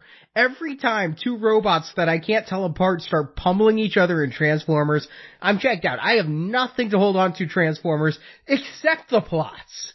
All right, clones over robots. That's your position. Yeah, well, I can tell clones apart strangely. I can't tell robots apart. So that's why I need a little bit more. Well, thank you for clarifying. Yes, that does help to understand how you could hate one series so much and then endorse another that's afflicted with just the same illness. I couldn't see these fights. I honestly couldn't tell what was going on in this movie. Yeah, I can go with really stupid action films and enjoy them for the action, as long as the action's good. And I think W.S. Anderson has always delivered good action in his video game adaptation movies. Until this movie. I think this was good. I think it was better than 5. But I can't abide what Michael Bay has done with his action, so... yeah, that's the difference. But I don't know, we're going to get back to it. Let's talk a little bit about what Now Playing has coming up, because for listeners who haven't heard, we've got quite a bit. We're going right into another weekend of release series, a 2-parter. Justin, you're going to be joining Jacob and I for John Wick. Yeah, I'm looking forward to that one. I haven't seen the original yet, so I'm looking forward to getting into that series. It's got the same actress. Abigail is... Ruby Rose. Yeah. Then we're going to get hardcore into David Lynch. We're going to be back here doing Blue Velvet, but more importantly, we're going to be at nowpeaking.com covering Twin Peaks, every episode, about 1 per day, starting Friday, February 24th. Which was the day that Laura Palmer died in the show. We're actually, the neat thing that I love about the way that this series is going to unfold, people have been asking, I need to bone up and watch the whole series before we get started. No, you can join us. It's just a little commitment every day. Cooper will endorse this. Give yourself a little present every day. We're going to be a little present every day. Every episode of the show was a day in the life of the town of Twin Peaks. Every day we'll be releasing different episodes. For 32 days there'll be a Twin Peaks show out, and then we'll get back here on the main feed with Twin Peaks Firewalk with me. Yes, this is going to be a donation drive kind of outside of the norm of our usual donation drives. It's going to be its own separate show and its own separate feed. You'll hear the pilot review for free on this feed and the other. But at nowpeakingpodcast.com or nowpeaking.com, I grabbed them both, you can get all the other episodes, just 99 cents an episode. And we're looking at 40 plus episodes, maybe 46 episodes. Showtime hasn't completely revealed what they're doing. We're going to be covering the Showtime series this summer. If you get a season pass, you're going to get every Twin Peaks episode for $29.99. So that's much less than $1 an episode. That's a really good deal, actually. I'm just going to say right there, that's the way to go. Yeah, and I mean, you're not just going to want to hear us discuss episode 3. I mean, you may not want to hear some of season 2 so much, but these are long shows too. I've been editing them. They're 40, 50 minutes per show.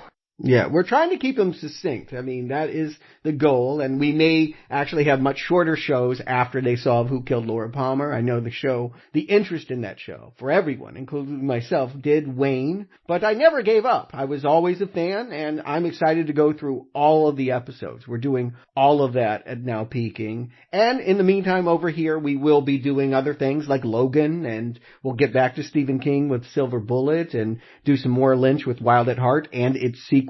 Yes, it had one called Dance with the Devil. Kind of a sequel, yes. Lynch didn't do it. It wasn't a reteaming of this crew. And for those wondering how Now Peaking is going to influence the spring donation series, we're only going to do one new series.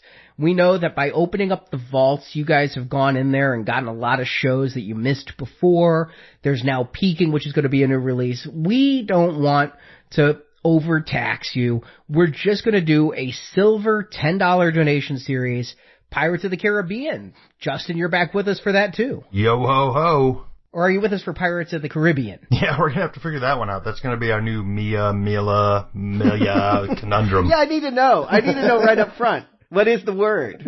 Is it Billy Ocean Caribbean Queen? Or is it Caribbean? Oh, I thought that was Caribou Queen. That's like a coffee place.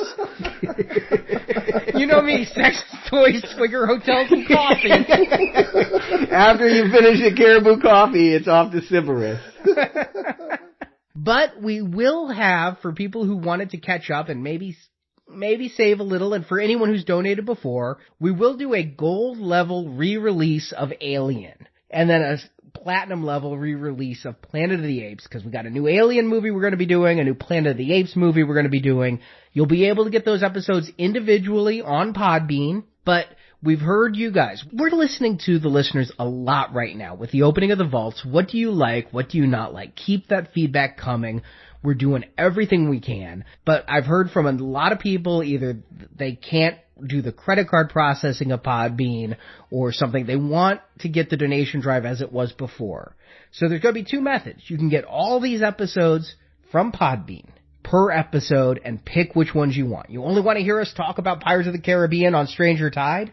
You can do that at Podbean. If you want the whole series, we're still going to keep the classic method done too, and it's going to save you a little money by doing a bundle that way. Yeah, and I think it's good to be grandfathered in that way too. If you were one of the people that donated for Alien back in 2012, you don't need to spend any more money. You're going to get that new Alien review. Alien Covenant is just going to magically come to you because of what you did back then. So I always think it's better to, if you can, if you're able, I always think it's better to buy into a franchise. And truthfully, the same with Pirates of the Caribbean. If you go the classic method, you'll get it directly from us, and you're going to be grandfathered in if they ever let Johnny Depp make another movie. It's not looking so good for him. I have not even seen him in the trailers for this new movie. If you go through Podbean, we have no control over that. We have no insight into that, but you'll be able to get the future installments there just for the extra donation of one episode. So we're trying to open all the options up. We're going through a lot of work on our end behind the scenes to make this happen for you. And keep the feedback coming, but that's what's going on. It'll be Pirates of the Caribbean, $3 an episode on Podbean, or $10 for the series through us. Alien, it's $4 an episode through Podbean, or $25 for Alien and Pirates through us. And Planet of the Apes, $3 an episode on Podbean, or $40, because there's 9 Planet of the Apes films.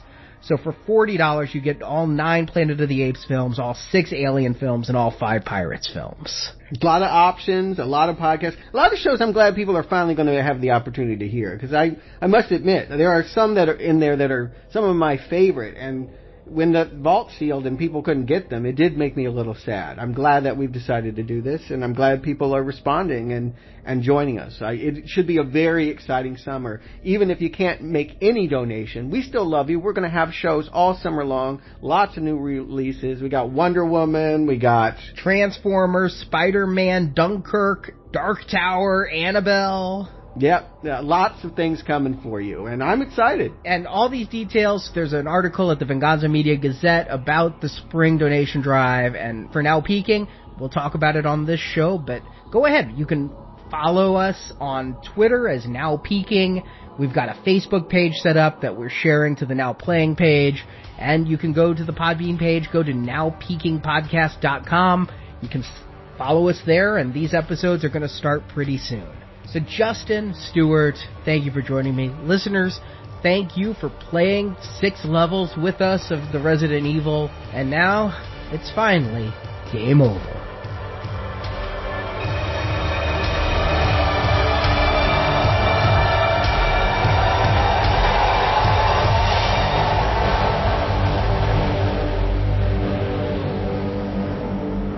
Miracle.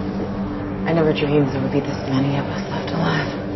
So what's next? I say, live up to the promise. This is Arcadia, broadcasting on the emergency frequency. There is no infection. Repeat, there is no infection. We offer safety and security, food and shelter. If you are out there, we will help you. There is hope. Thank you for listening to this episode of Now Playing's Resident Evil Retrospective Series.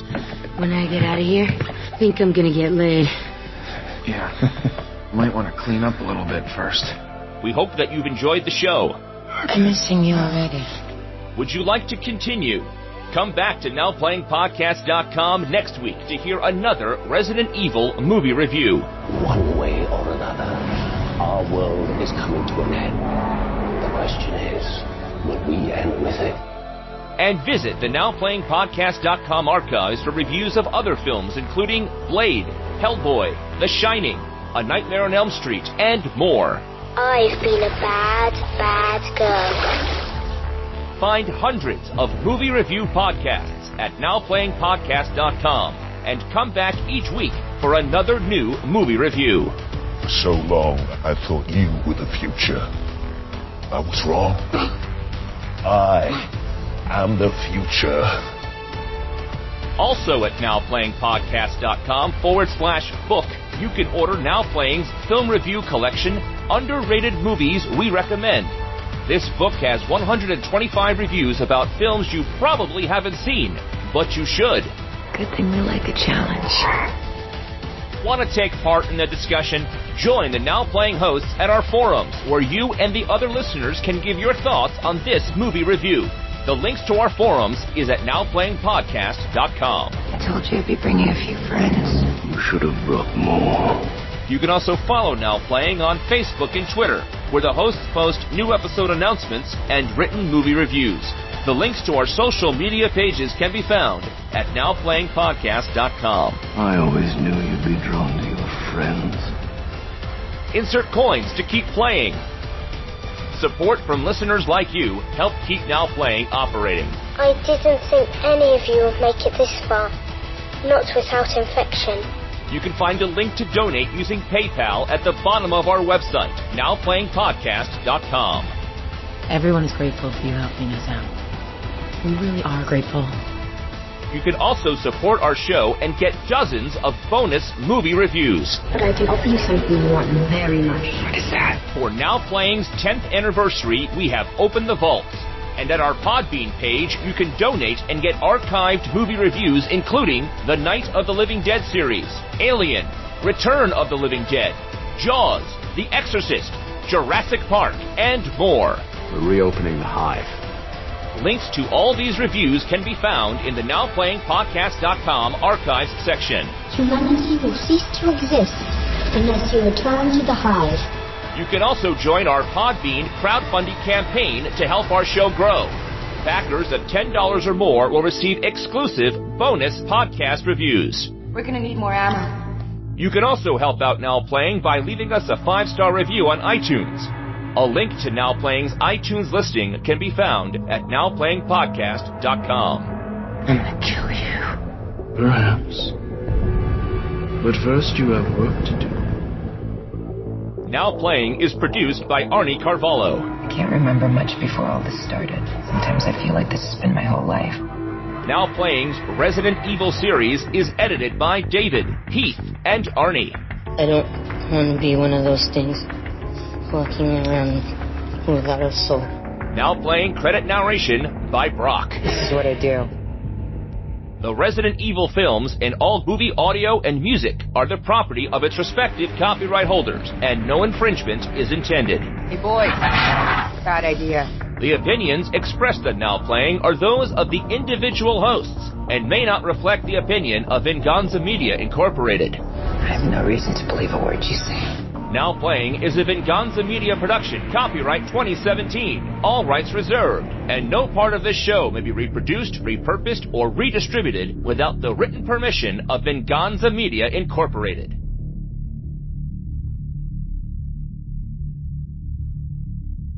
I want her quarantined, close observation, and a full series of blood tests. Let's see if she's infected. Take her to the Raccoon City facility. Then assemble the team. I want to know what went on down there.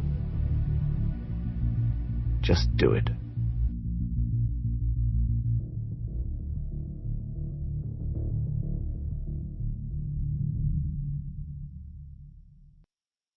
Stars.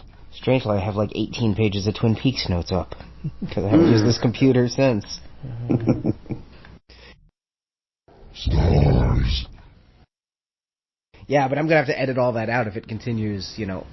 We get a release, I need to edit fast, so yeah, that's why I'm overly anal about sound issues during these.